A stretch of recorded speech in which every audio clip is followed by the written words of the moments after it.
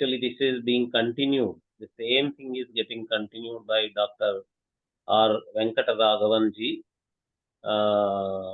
Actually, while discussing before the symposium, he was saying that the Dr. Suryanarayana Garu might be covering many things that I wanted to cover in my talk. So there might be many overlappings between my talk and his talk, he was saying. But Dr. R. Venkataraganji, he comes from a philosophy, university philosophy department background. So what happens in university philosophy departments is there is a particular course called logic, a branch specialization called logic in the philosophy departments. And there are two kinds of logic teaching that happen in university philosophy departments, Indian logic and the Western logic.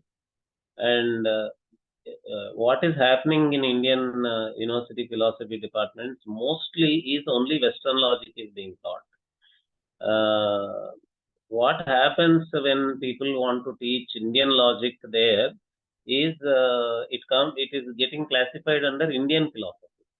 So a professor of Indian philosophy, there is, within a philosophy department, the number of posts that are allotted for various branches is so narrow that there will be only one professor for Indian philosophy.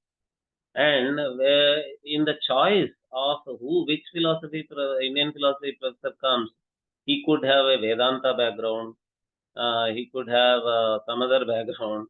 Very rarely that Indian philosophy professor can have a Nyaya background. So only when a university philosophy department has a Indian philosophy professor with a Nyaya background, then only you will have Indian Nyaya taught to the students. Otherwise, the general logic professor in the university philosophy department teaches only Western logic. But fortunately, Dr. R. Venkataraghavan ji is learned on both sides. He is learned on the Western logic side and also on the Indian philosophy side, in the Nyaya side also. It is our good fortune that people with such ambidextrous skill, they can compare these two and provide us a comparative analysis of how this is done on the Indian side, and they can articulate that in the Western idiom. That is what Dr. R. Venkataraghavan is going to do for us today. With his ambidextrous skill on both sides of Western philosophy and Indian philosophy. Thank you very much, sir, for coming here. May I begin? Okay, I guess, yeah, sure. Okay, thank you first of all for giving me this opportunity, and I'm very glad to be following up on such scholarly talks that have happened, starting with Professor V.N. Jha. I will talk on this topic over here, some Indian strategies of argument evaluation and analysis, argument analysis and evaluation. Like all the previous speakers, I will also start with this slide. I am the fourth speaker to now show this diagram. By the end of this symposium, all the audience should at least know this by heart, I think. But the one thing that I would like to add over here is that as the previous speakers have spoken, the Vada has certain characteristic features in the sense that there should be a consideration of a thesis and an antithesis. There should be a presentation of legitimate pramanas to substantiate your thesis, and also tarka. The tarka in English we can translate as subjunctive conditional. In modern logic, we call it subjunctive conditional.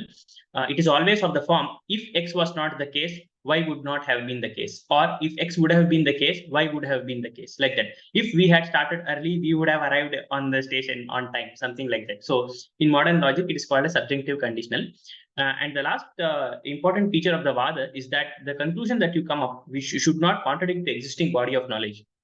This is a very important check that the Indian logicians have tried to introduce, because the Nyaya is something called as the correspondence theory of truth. So those of you who are familiar Dr. with Venkataraman, your screen, can it be adjusted in such a way that the whole slide appears at one time?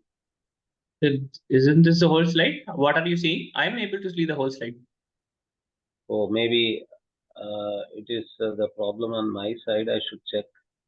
If someone else can confirm, I can. Yeah, go on. is there anyone else who is able to see the whole slide? If I think I should adjust my screen. There's Vada, Jalpa, and Vitanda. You should be able to see one tree diagram called Katha, and then Vada, Jalpa, and Vitanda. That is what you should be able to see. Yeah. I now adjusted my screen for 50%. Then it is showing the whole thing. So maybe those who are not able to see the whole slide should adjust it to 50% of the whole. Okay. Yeah. Please go ahead. Yeah, so the Nyaya follows something called as the correspondence theory of truth, for those of you who are familiar with theories of truth. So for them, this shirt is green if this shirt is green. That's all. The statement is true that this shirt is green if this shirt is green. But because this shirt is blue, the statement that I have just uttered is false. So this is called the correspondence theory of truth. Whereas this last point of the conclusion matching with the Siddhanta incorporates the idea of coherence. There is another theory of truth called coherence theory of truth. So by making sure that the conclusion of a particular Vada is not contradicting the previous knowledge, they are also able to incorporate the idea of coherence. So it is a mix, you can say, of the correspondence theory of truth as well as the coherence theory of truth. And Jalpa and Vitanda, as my previous speakers have spoken, it almost has all the features of Vada, but you can use Chala, Jati, and Nigrasthana as well in order to win the particular argument. And Vitanda was a purely negative kind of an argument just to refute the thesis. In modern context, what happens, anyone who has gone to a college and has attended a Viva Voci, they know what a Vitanda is. Many times what the faculty members do is that they just ask you questions in order to see whether you are able to understand, you have understood the concept correctly or not. So purposefully, they keep on asking this and that kind of a question just to test your knowledge. So those kinds of arguments may be called Vitanda. There was a question in the chat box as to what is the use of Vitanda if it is not providing any positive thesis. According to the Nyaya Sutra, this is the fourth Adhyaya, second Dharmica, 50 and 51, the use of Jalpa and Vitanda is to protect the knowledge that you have. In some cases, what may happen is that the opponent may be using Jalpa and Vitanda. So if you are also aware of those Jalpa and Vitanda, you can fight back against the opponent.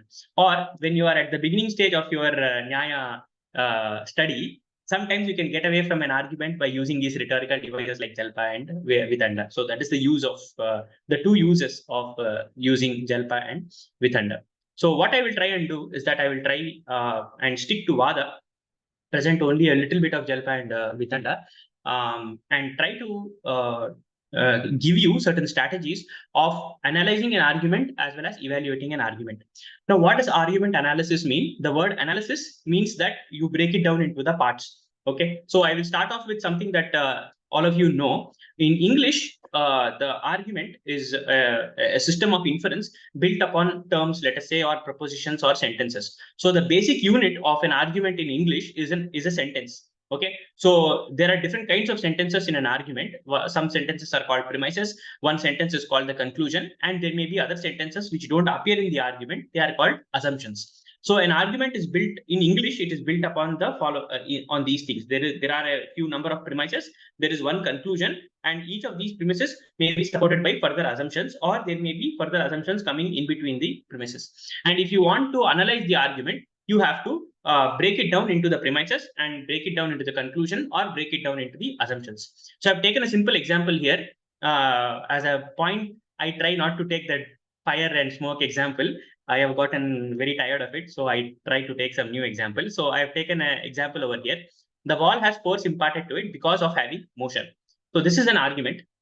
Now, if you break it down in English, it will break it down into the following way. The first premise would be that the ball is having motion. This that forms the premise. And then there is an assumption. The assumption is that the Newton's first law of motion is the assumption whatever has motion must have some force imparted to it, or without some force being imparted, motion is impossible, which is what is stated in another way in the Newton's first law. So you are assuming Newton's first law over here, and then this assumption along with the premise is giving you something called as the conclusion. So this is how you would break down the argument. The key difference between this argument analysis in English and argument analysis in the Indian tradition is that the Indian tradition, the argument is not a system of inferences built upon terms and sentences. It is a system of inferences built upon things and properties. Professor Jha used a very nice word, dharma. Okay, so there is some adhikarana, and that adhikarana is supposed to have certain dharmas. So the word property I have put in single quotations. Please don't take that word property as hard, soft, tall, dark. Not only that, you take it as a general in Sanskrit, what we call dharma. I've put in brackets over there. So it is a system of inferences built upon certain things having certain dharmas. So you want to establish certain dharmas on certain things. So in order to analyze these kinds of arguments, you need an analysis technique which focuses on things and properties rather than with focusing on sentences. So if you have this fundamental difference in mind, your argument analysis will be completely different from the Western mode of analysis. So in the English mode of analysis, what we are doing is we are breaking the argument into sentences because the argument is built with sentences. Whereas here, the atomic unit of the Vada is the things and the properties. So the component parts of the argument or the Vada will also be things and properties. So I've just broken down the basic components of a argument according to the Indian tradition. The first is the sadhya, something called as a sadhya. It is that property which we want to prove. Once again, when I'm saying property, please take it as the Sanskrit word dharma. Okay, so it is that dharma that we want to prove on something. Okay, some adhikarana is there on which we want to postulate this particular property called the sadhya. So it is the unknown, and there is something that we know based upon which we want to arrive at this conclusion. So that is the hetu. So what formed the premise in the English mode of analysis is the hetu over here. So it is the dharma that we know that certain adhikarana has, and based upon that we want to prove the sadhya. And then the very unique thing called paksha comes here, wherein that is the substratum on which you want to collocate both the sadhya and the hetu. And then the logical relationship between the hetu and sadhya, which is the vyapti. In Sanskrit, it is called the vyapti. The very uncomfortable translation of that is invariable concomitance. You can just call it the general rule, which is correlating hetu and sadhya. And it is this vyapti that connects the hetu to the sadhya, based upon which you are able to have that inferential leap. And then the most important, another unique feature of the Indian logic is the udaharana or the corroborative evidence. So why this is important, why this udaharana vakya is important, I will briefly explain after a few slides. So if you have, these are the, in the previous mode of classification or analysis, there was the premise, conclusion, and assumptions. Over here, you have, at least according to me, 5 key components: the sadhya, the hetu, the paksha, the vyapti, and the udaharana. Now you build your argument based upon these components. So I've taken the same example to show you the contrast between the English analysis and this analysis over here. So take the same argument. The ball has force imparted to it because of having motion. So the sadhya, or the unknown, sorry, it should be unknown over there. The sadhya is that it has having force imparted to it. So that is what you don't know. So that forms the sadhya. And the hetu is that it is having motion. So you see the motion over there. So that is something that you know. And where is it that you want to make this inference? On the ball. So the ball forms the paksha. And then you have the general rule. Wherever there is motion, there is force imparted to it. The Newton's first law, which came as an assumption in the previous analysis, comes here as the vyapti statement. And then finally, you have to provide an udaharana for your vyapti statement. Your vyapti statements cannot be simply wherever there is motion, there is force imparted, finish. It cannot be like that. You have to provide a real instantiation of this particular rule. Like, let us say the potter's wheel or the cart or whatever it is that you want to call it, you can call it. And that would be the udaharana vakya. Now, the few more things about the vyapti. It is always of the form wherever there is hetu, there is sadhya. This is the general form of the vyapti statement. it can also be formulated in the negative way. Wherever there is no sadhya, there is no hetu. It can both, the first one I call the positive formulation, the second one I call the negative formulation, or it is anvaya vyapti, vyatireka vyapti, like that we say. For those of you who are problem, you can say the positive formulation and the negative formulation. And this vyapti statement, as I told in the previous slide, must have a real instantiation. Now take the distinction between Greek logic and the Nyaya logic. On the left side of your screen, you will see a logic, you will see an argument which is valid according to Greek logic. All men are pink, Raghavan is a man, therefore Raghavan is pink. This argument is valid according to the Greek logic, because if you do the Aristotelian analysis, you will come to know that this is a valid instance of a syllogism. However, if you use the same argument in the Nyaya system, it will not pass the test, because that general rule, all men are pink, where whatever is a man, there is pinkness. You have to provide an example like this. And so you are not able to provide an example or a legitimate example, the argument will not go through. So that is from this we come to a very important lesson, that the Anumana way of setting out an argument is not a deductive argument. So if you read the books that were written in the early part of the 20th century, and also textbooks, standard textbooks like C.D. Sharma, etc., you will see that they are trying to make a comparison between the Nyaya way of setting out an argument with the Aristotelian way of setting out an argument by using terms like minor term, major term, middle term, etc. So they will call the paksha as the minor term, they will call the hetu as the middle term, and the sadhya as the major term, etc. They will try and do this, but it is not a one-to-one correspondence. They are doing that because, as Nagaraj Saab said, everyone is familiar with Western logic, so they try to introduce it via Western logic. So they introduce all these terms, but it is not a one-to-one correspondence over here, because you can have arguments of this form in Greek logic, but you cannot have arguments like this in the Nyaya system, for the logical reason that the general rule must have an instantiation. And the second important thing is that we are not doing argument simply for the sake of doing argument. Okay, we are setting out an argument in order to come to truth. Okay, so if your logical analysis or if your argument does not lead to truth, then it is not of any use to the Indian logician. So they try to make sure that the general rule that they are putting does have a real instantiation, and it is not completely made up logical possibility. Okay, so it is the Indians did not make this distinction between deductive argument and non-inductive argument.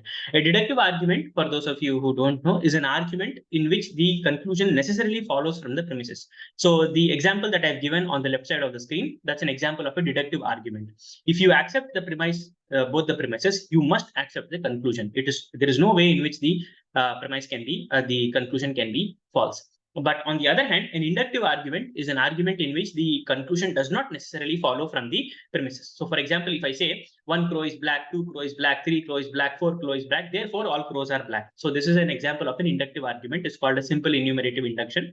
The Nyaya logic is a mixture of both. There are elements of deduction in it, and there are elements of induction also in it. The best way to deal with the situation is that just to say that this categorization we did not make. We don't know what these categories are. Our logic focuses on arriving at the truth.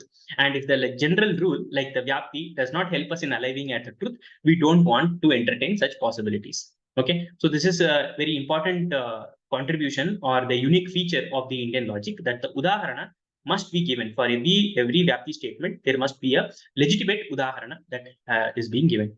So now that you have the components of the argument, you have to set it out in the Panchavayava way, which also has been stressed by my, to some extent, they have shown what the Panchavayava scheme is. I have tried to relate it to modern research methodology. I will take the same example. The ball has force imparted to it because of possessing motion. So you have to set it out in a systematic way in a Vada when you are arguing for your case.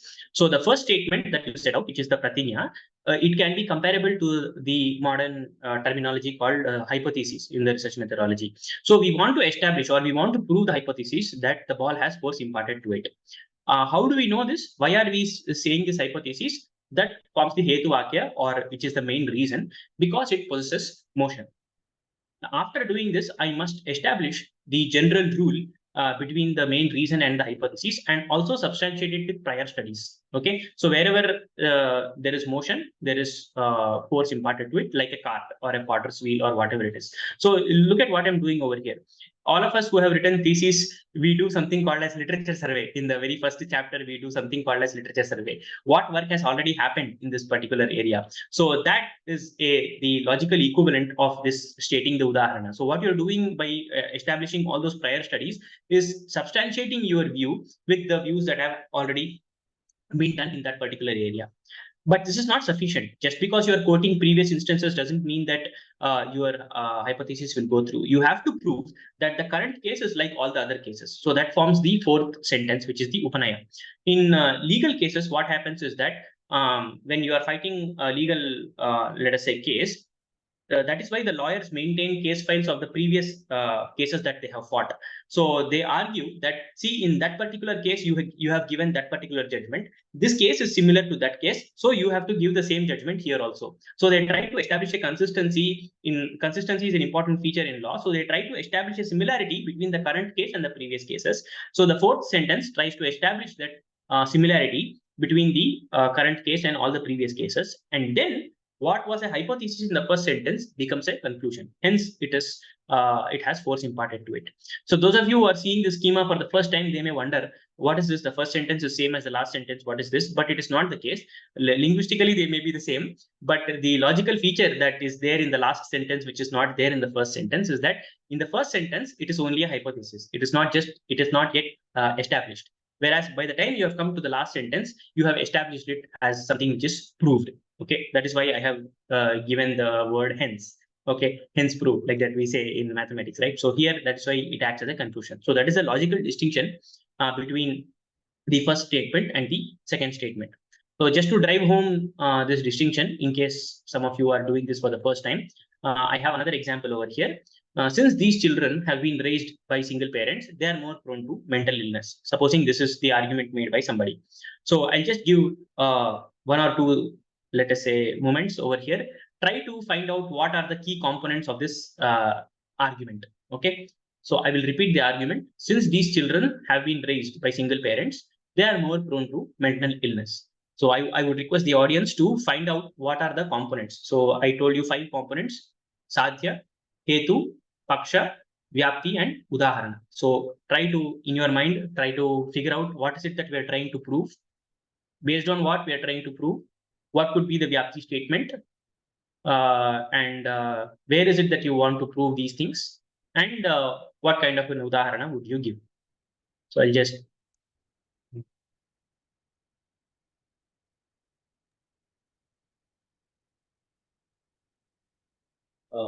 are you done? Yeah. No, I'm not done. Yeah, no. Okay, so I will go to the answer. I am hoping that you got the answer correct. So the pratigna in this case, or the sadhya in this case, would be that these children are prone to mental illness, or being prone to mental illness, being more prone to mental illness. The hetu would be that they are being raised by single parents, and the paksha would be these children. So the particular sample of children that you are referring to, that would be the paksha. And the hetu statement would be of the following form: wherever the children are raised by single parents, they are more prone to, there is a greater chance of mental illness. And here I will give some prior studies. Like, for example, some psychologists have done in 2019, 2008, 1992, they have conducted some population studies they have conducted. I will quote their studies, and I will try to establish those cases in which there was a correlation between the being raised by a single parent and also being prone to mental illness. So I would establish, after identifying all of these key components, I will set out my argument in the same way that I had shown previously. My hypothesis is that the children are prone to mental illness. The hetu is that they're raised by single parents. Then I will form the vyapti statement along with the prior studies. And then I will say that these children are similar to those other children. Hence, they are prone to mental illness. So with these 2 examples, I think it is fairly clear. It should be clear how the argument can be analyzed. So if I give you an argument which has something, therefore something, how would you break it down using the Indian components of sadhya, hetu, paksha, vyapti, as well as udaharana? And then how would you set out this argument? Now, why is it important to analyze the argument in this way? What advantage is there when you break down the argument into its parts? The advantage is that it helps you in the analysis of evaluation of the argument. If you break down the argument into the parts, you can evaluate the argument as to how good it is by finding out whether the components are legitimate or not. Okay, so that is what we will go to in the next part, where I will try to discuss certain strategies for evaluation of an argument based upon this analysis. So the first thing that the most easiest thing that you can do to evaluate a particular argument as to how good it is by seeing whether the components are correct or not. So the 5 components are Sadhya, Hetu, Paksha, Vyapti, and Udaharana. You try to attack any one of these components. Try to tell the arguer that your Sadhya is not correct, your Hetu is not correct, your Paksha is not legitimate, your Vyapti statement is not legitimate, or your Udaharana is not legitimate. Like that, you can critique that particular argument and undermine that particular argument. Or you can strengthen your own argument by making sure that these 5 components are what they are. Now, I have abstracted out these strategies from the so-called Hetva Bhasas. And so, for example, the Sadhya, if it is known not to exist in the Paksha, then you are making your hypothesis itself is a fictitious hypothesis. So, supposing you are trying to prove that Venkata Raghavan is a woman, when you are able to see that he is not a woman, then you are trying to establish a fictitious hypothesis. So nobody would would give you any project money if you are trying to establish a fictitious hypothesis. Similarly, the Hetu, if it is known to be false, let us say in recent times we have had a lot of cases of false data, a lot of things being, some things being established by data manipulation, etc. So this constitutes false data. So why is this an example? You are trying to establish your hypothesis using data which does not exist. So this is an example of a faulty hetu, or it itself is unknown. So this is called a circular argument in modern logic. The hetu is supposed to be known. If you are trying to prove an unknown using an unknown, you are not making a good argument.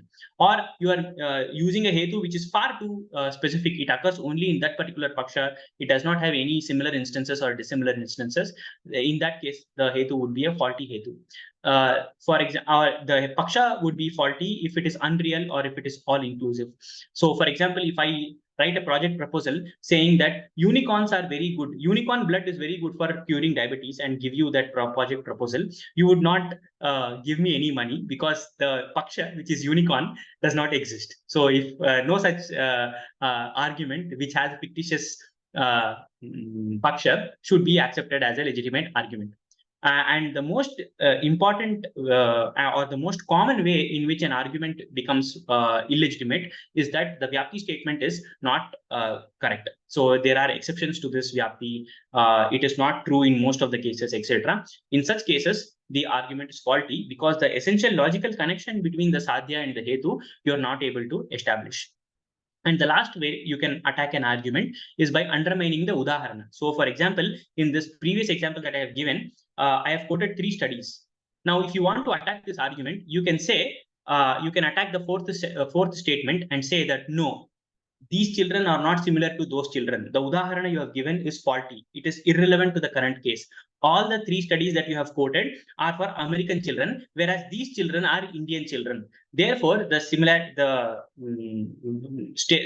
Udaharanas that you have given do not apply to this particular case. Or you can say that all the studies that you have given over here refer to pre-liberalization India, where there was no mobile phone, TV, internet, and things like that. Whereas now we are having so many things like TV, internet, and all those things we are having. That is why your previous cases that you have given is not relevant to this particular case. So you can evaluate an argument based upon how good the components are. Is the Sadhya a legitimate Sadhya? Okay. Is the Hetu a legitimate Hetu? Okay. Is the Paksha an unreal one or an all-inclusive one? Then you reject it immediately. Is the Vyapti unconditional, or is it a good correlation? Yes. And the Udaharana should be relevant. So by looking at the components of the argument, you can try and evaluate how good it is. Another way of evaluating a particular argument would be to see how easy it is to give a counter argument. So in the Tarkasangraha way of classification of argument, it is called Satpratipaksha. So if it is very easy to come up with a counter argument for an argument, it is most probably not a very good argument. Okay, but if the argument stands the test of time, over a prolonged period of time, you're not able to come up with, you're not able to attack any of the components, or if you're not able to attack any of the assumptions, in most probability, it is a good argument. I would just like to add over here that every argument has a counter argument. Okay, it is impossible that there is an argument which does not have a counter argument. That is why the philosophical exercise goes on unendingly. It does not stop anywhere. So the only question you are asking over here is how easy is it? Okay, so if it is, as soon as you give an argument, the next day somebody has written a paper refuting the hypothesis, then it is most probably not a very good argument. The other way in which you can evaluate an argument is if the opponent is using any rhetorical devices. This is where we come to the chala and jati, which was covered in the previous section. I will also have a few things to say about that. I will take a few modern examples to show how chala and jati are used. You see this particular incident that happened in 2019 in a debate competition between India and Pakistan. In the quarterfinals, the team faced Pakistan on the topic, this house supports China's attempts at becoming a dominant global power. So one of the person on the Pakistani side, he said that China is the Avengers of the global south. So those of you who follow Hollywood movies, Avengers was a very popular series a few years ago. I think it is continuing even now also. And then the Indian counterpart, Indian participant, Mr. Shah, who's known for his humor, shot back, if you think China are Avengers, I marvel that. Okay, so he made that fellow himself used a rhetorical statement where he compared China to the Avengers, and this fellow gave back another rhetorical statement in which he undermined the metaphor used by the previous person. So this is one advantage of learning chala and jati, because if your opponent is using, you yourself can use and win the argument.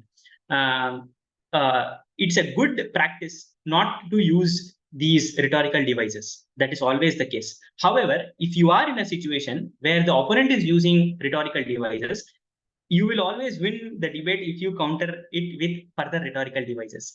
As soon as they have started using rhetorical devices, it means that they have given up reason. Okay, it means that they have given up rationality. So when they have done that, if you try to keep on doing keep on giving rational arguments, it is very likely that you will be sort of left alone. So it is better to give it back in kind. So this is an example from the debating competitions. One of the very famous YouTube videos is of Shashi Tharoor in that Oxford debate, where he argues for how Britain does owe reparations to India. In that, you will be able to find a lot of rhetorical devices in that. So I always give that video as an exercise to my students to find out what are all the rhetorical chala and mostly chala, the things that Shashi Tharoor uses in that video. Okay, and here are a few examples, mostly of chala. One example of jati I have taken over here.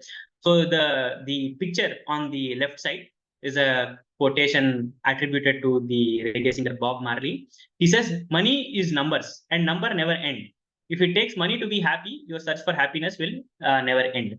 So here, what he's doing is that he's trying to establish an argument that you will never be happy if you are pursuing money. Why? Because money shares something with numbers. What is that? Of being infinite, of never ending. Okay. So I leave it as an argument. I leave it as an exercise to the audience to find out what kind of a jati is going on over here.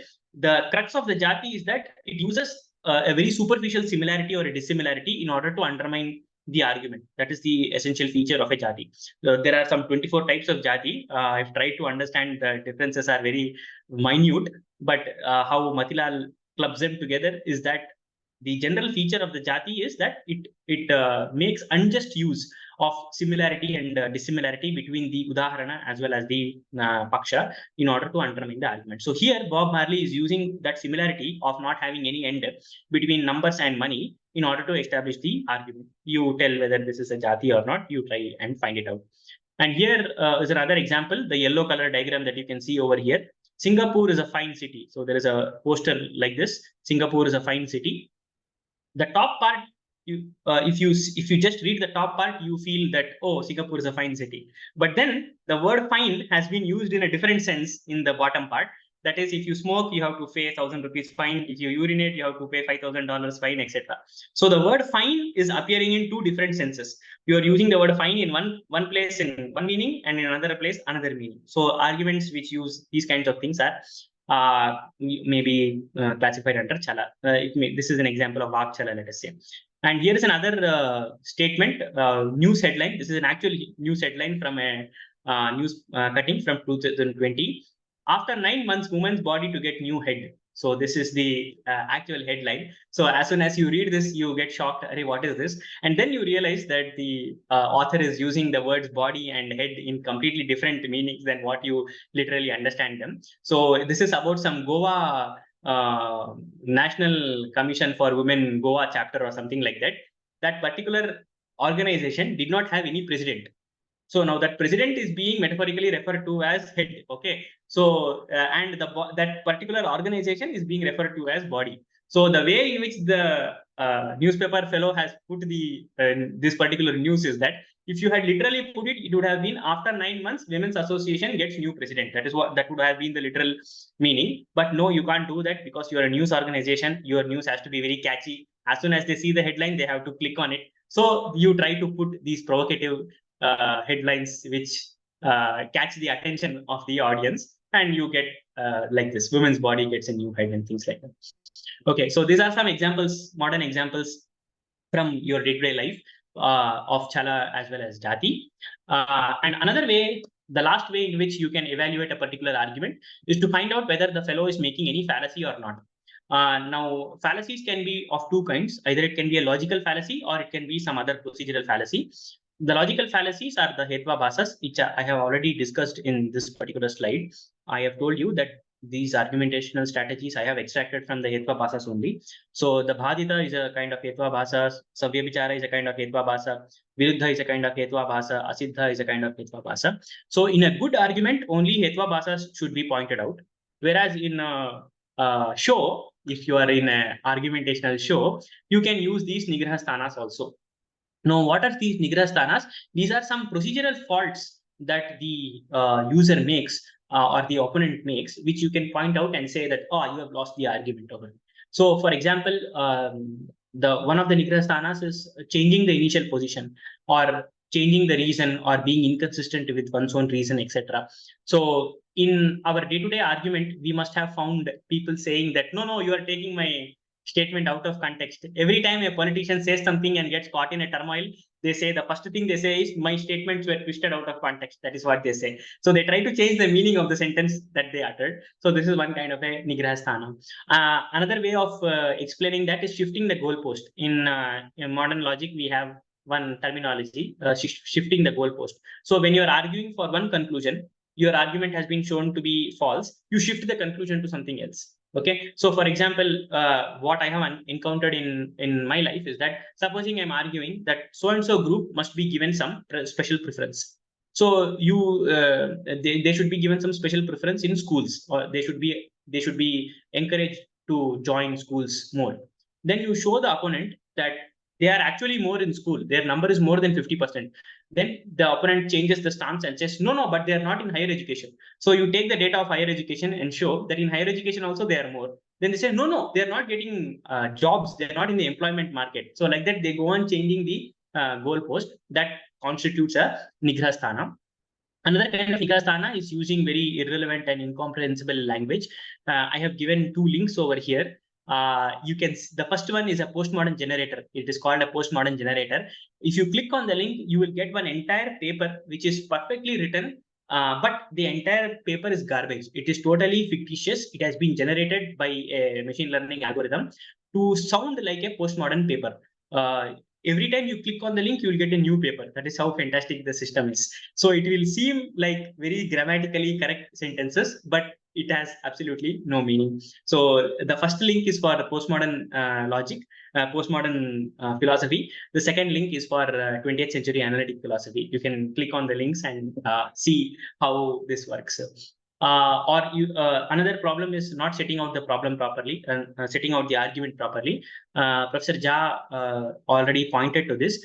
In order for you to set out the argument properly, it must follow that particular order. There must be a pratinya, there must be a hetu, there must be a udaharana, upanaya, and nigama. If you miss any of the steps, or if you repeat any of the steps, it counts as a nigraha sthana. Or another nigraha sthana is avoiding to argue. So this is yet another very common trick that our politicians and personalities, public personalities use. As soon as they get embroiled in some controversy, the journalist goes and asks something, they say no comment. Okay, no comment. So and silence or not arguing is treated as a nigrahasthana. If the opponent, even after prompting, is not able to respond and maintain silence, the person is supposed to have lost the argument. Another kind of nigrahasthana, which is very, very common, is whataboutery, matanuja, it is called matanujya. And it is, in English, we translate it as whataboutery or to po. It is that supposing I point some fault in you, you say, so what? You also did it. No, like that, if you say, that constitutes a nigrahasthana. So if one party points out to another party, you see, you people have done so many scams. The other party says that, so what? When you were in power, you also did all those scams. Like that, when you say, it constitutes a nigrahasthana. So what is happening over here is that the opponent is not denying the charge. The opponent is saying that the same fault is there in you also. So that kind of a argument, way of overcoming the objection is not allowed in an argument. So if you point it out, the Madhyastha will award you the argument. And the other nigrahasthana is finding faults where none exist, and or not finding faults where the faults exist. This is also a nigrahasthana. And the last very important nigrahasthana is that the conclusion that you are having is going against the established tenets. So, for example, you are an Advaita Vedantin, you are arguing against your friend who is a Dvaita Vedantin. At the end of the argument, you come to the conclusion that, okay, therefore Brahman is many. Then you have gone against one of the central tenets of Advaita Vedanta, which is that Brahman is only one. So if the arguer has made you contradict one of your key theses, then the other fellow has won the argument. So either by making logical fallacies or by making any of these procedural fallacies, the argument is lost. And a good arguer will always notice all of these things. So if at all the opponent is shifting the goalpost, immediately it must be pointed out. You're shifting the goalpost. Don't do this. So many times what happens is that the arguer slightly deviates from the topic. It is called fallacy of irrelevance, whereas the opponent is not able to catch it. So a good arguer not only knows the proper ways of argument, but also knows these rhetorical ways of argument. Similarly, if the author or the opponent is indulging in whataboutery, the fellow should point it out, saying that you are indulging in whataboutery and things like that. So I will leave you with these exercises. Those of you who have a mobile phone or some laptop or something like that, you can take a screenshot. And I request you all to practice with these examples. I have given a few examples over here. Try to identify what are the components of this argument. What is the paksha? What is the hetu? What is the sadhya? What is the vyapti? Can you give an udaharana? Try to do that. And once you do that, try to establish it in the format, Panchavayava, try to establish it systematically. And then you yourself try to find out how good an argument it is. Okay. So just take one screenshot and you can be done with it. And if there are any questions, if I have time, I can take up. Thank you very much, Professor Raghavan, Venkata Raghavan. Can you go back to the previous slide and keep it for some more time for those who have not taken the screenshot? Yeah, sure. This one? Yeah. See, those who have not taken the screenshot yet, please take the screenshot.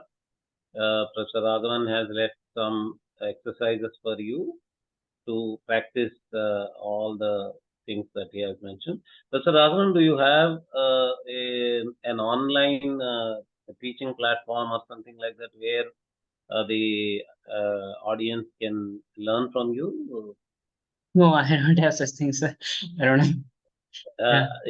Professor Raghavan is currently teaching at IIT Bhubaneswar. Those students are very fortunate that they are able to learn all these things in such a lucid way. For those who want to learn more, I will provide his email ID and phone number. You may contact him on phone and email also and learn more. Let me just see there are some rhetorical statements like clearly Professor Raghavan has not argued with stubborn teens. These are just rhetorical statements. We need not answer. There is one question. Can these techniques be relevant to international jurisprudence where direct, logical, and heavy evidence-based arguments are accorded a degree of importance in a Eurocentric world polity? Yeah, it is possible. And if you're looking, see, whether it is possible or not, I cannot tell over here. I can only point you to resources where you can go and read. For example, the History of Dharma Shastra, Volume 5, the last part, has one entire section devoted to the use of Nyaya in Dharma Shastra. So you can go and look it up. Whether they will accept it or not is a different question. Okay, it was definitely the practice in Indian Dharma Shastra. So if you read the Indian Dharma Shastra text, there whenever the problems of dharma could not be addressed, they used to form a parishad. In that parishad, it was recommended that one Nyayika be present over there. So whether they will accept it is now left to the lawyer community to decide. If it becomes normalized, if it is taught in law schools and things like that, obviously it will become part of the whole discourse. If it is not, it will be limited to the symposium only. Does that mean the Hetu includes wholly in part the assumptions of the hypothesis? Yeah, so that's an interesting question. When I was preparing these slides, I myself was thinking if there is anything corresponding to assumptions in the schema. And currently, my answer is that no, you are supposed to set out everything out. Okay, there is no room for assumptions. At least this Panchavayava is supposed to be complete in itself. It is supposed to be one standalone argument. That is what my tentative answer for now is. Yeah. How does Nyaya explain probable and possible hypothesis? Probable and possible hypotheses. The hypotheses are already always only possible. They're always possibilities only. So I think the questioner should elaborate what he means by a possible hypothesis. So is it?